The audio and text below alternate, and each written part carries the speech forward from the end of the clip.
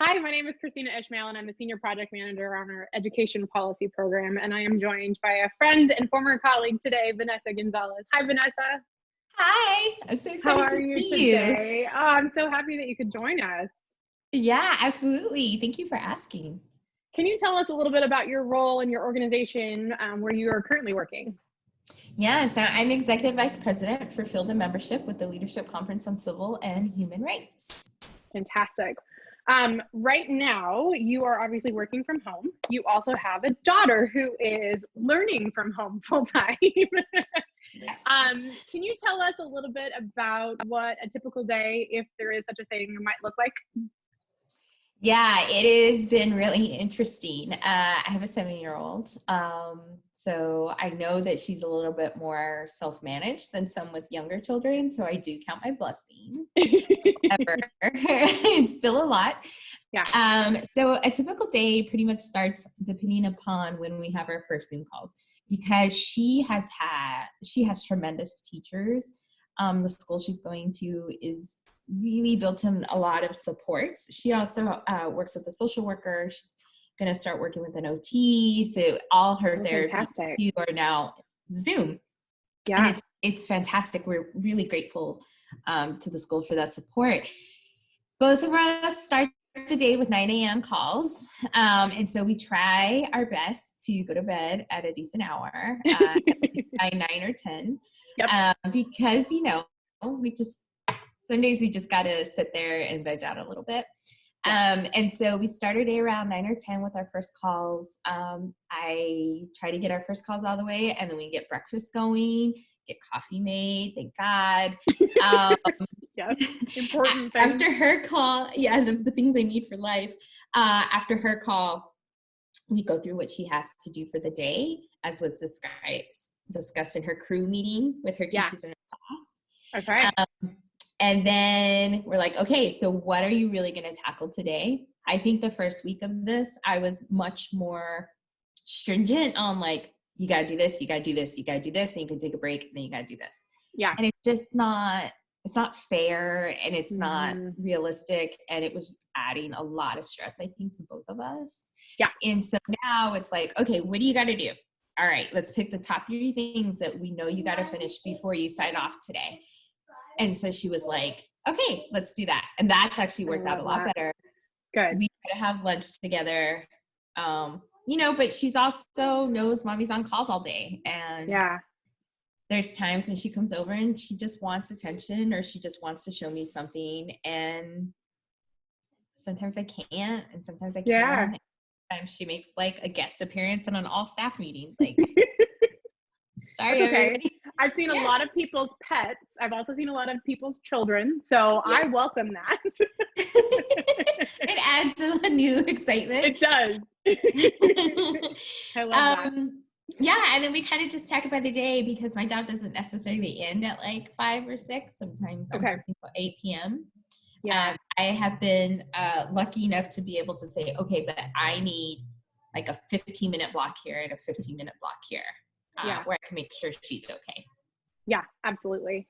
So we work together at the U.S. Department of Education, which is how we actually know each other, and then through social media, which I love. Yes. And so you actually have a pretty unique perspective, I think, in all of this. So not necessarily coming from an education background, but having the social work background and working with families through various organizations. What are you hearing from families right now that have children at home full time, but are also trying to balance working full time, and even from your own perspective? Yeah, it is. I really do appreciate opportunities in my career path that have got me to understand where we are now from like a social emotional standing, as well as just a federal and policy standing. And I think when we were at the Department of Ed, like we tried really hard, and I think in earnest, that like schools and districts, right, we're getting the funding they need, and that through that we're reaching kiddos who are most underserved in their families, right? Absolutely. What I think we could have done more on, and so I don't think this administration will do it, but I think it will be interesting to see if there's a way to approach policy and education writ large from a more individual standing now. meaning, right, what do the kids in urban areas need that is different than rural areas? And I think we say we do that, but it turns into this weird philosophical political fight, right? And it's like, I'm not trying to fight red and blue right now. I know for a fact that rural kids need something different than urban kids. Yeah. Like, so let's like have those honest conversations regardless of the politics around it. Yeah. And I say that like having done pretty much politics most of my life, right? Yeah, yeah.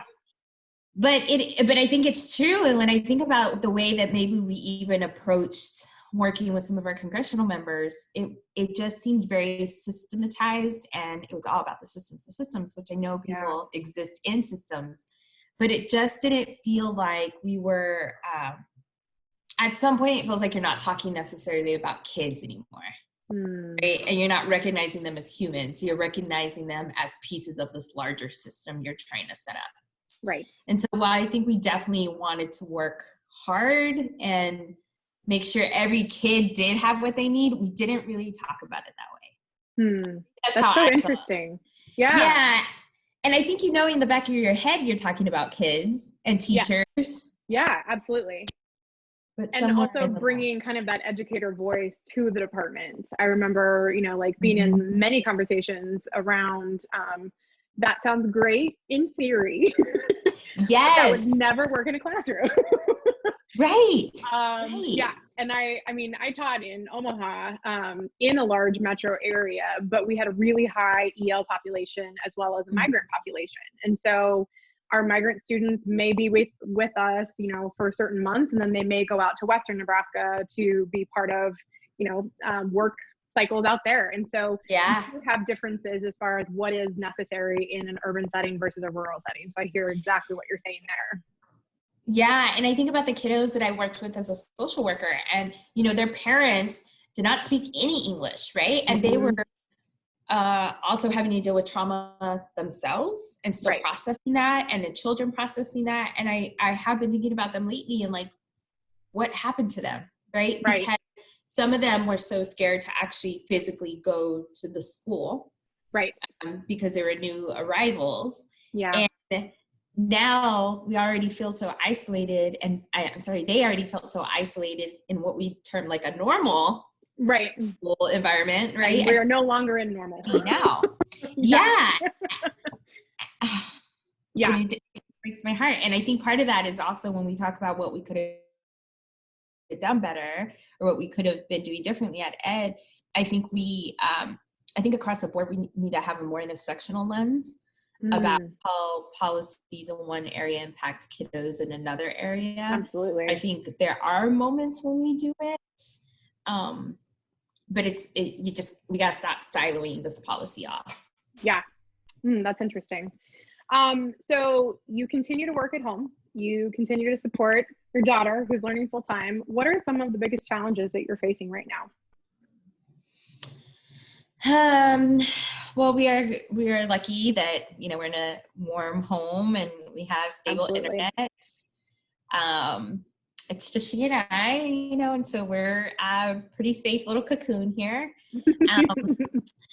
I think what is a challenge is making sure that I don't feel like she's falling behind, and that she's continuing to learn, because I know her brain right now is just a mush of like incoming. She could take so much stuff in, and because I love her school so much, and she's in a bilingual school as well, it was like she's getting all of it, and now she's here, and I'm like, okay, let me get 30 minutes here with you. Let me get 30 minutes here with you. And it's just not the same. And so that is frustrating. And there's a lot of guilt, parent guilt on that. But then, I have to refocus that she's happy. She seems to be adjusting pretty well. She gets to Zoom with her friends.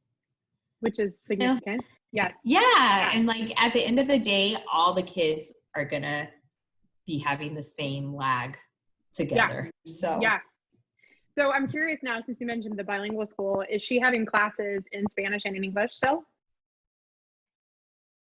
Yes. Awesome. Yeah. So she's still having like English one day, Spanish one day. It switches up, and look, I speak Spanish. I mean, maybe I speak Spanish.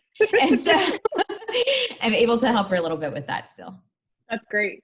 I taught in a dual language program in Omaha as well. So I taught second grade Spanish, and it was such a good year just for me personally, like developing my own language skills. But I just remember some of the vocabulary that students would teach me. And then I had my own little word wall, and I can only imagine what this would be like to try to navigate that while doing this all online. So that's great to hear that they're still able to continue a lot of that. Yeah, definitely. I mean, those are definitely the harder days. Sure. Because they structure the lessons the same, but they give the children more time to soak in the language, right? Sure. And so, but she's taught me some new words, and that's awesome. Math and English or Spanish is still math, and so there you go. We'll get there. My last question I had for you was, what advice do you have for other parents right now? Obviously, you've been working with a number of your own members and constituents across the country who are most likely parents and have their own kind of at-home scenarios. So what advice would you have for folks? Yeah, I will give the advice that I am trying to learn to follow more is give yourself a break. Yeah. It's not the same environment. It shouldn't be. It's not supposed to be. Just also use the space to think about how vital teachers are and support structures. Going into this, I think I always thought that I appreciated the work teachers did, because having worked with teachers in the past and things, but their dedication is just amazing. And so I think it's, just give yourself a break. You're not the professionals that they're using every day. Right. Right. Yeah. And then the other thing I think is like trying to balance it out at my organization. We are lucky enough to have leadership that gives us mental health days. Brilliant. And it just seemed like people needed a release and a break. And, there's some of us, myself included, again, I'm trying to get better about this, who are still, online or answering some emails on that mental health day. But the fact is that, like, knowing that I don't have to be on a 9:00 call, and I tried to really just partner my mental health days, and I give Alex the day off from school as well.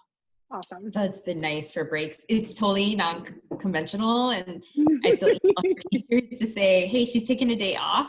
Yeah. And they're like, okay, cool. Yeah. Do you go do anything on those days, or is it just a time for you to kind of unplug and recharge? We just decide on the day. Sometimes it's like she just wants to just not do anything and just sit there. And sometimes it's like, what, me too. And I just kind of want to read this book that's been sitting there this entire time. Yeah. Some days it's like, let's just go get our masks on and let's walk around the mall.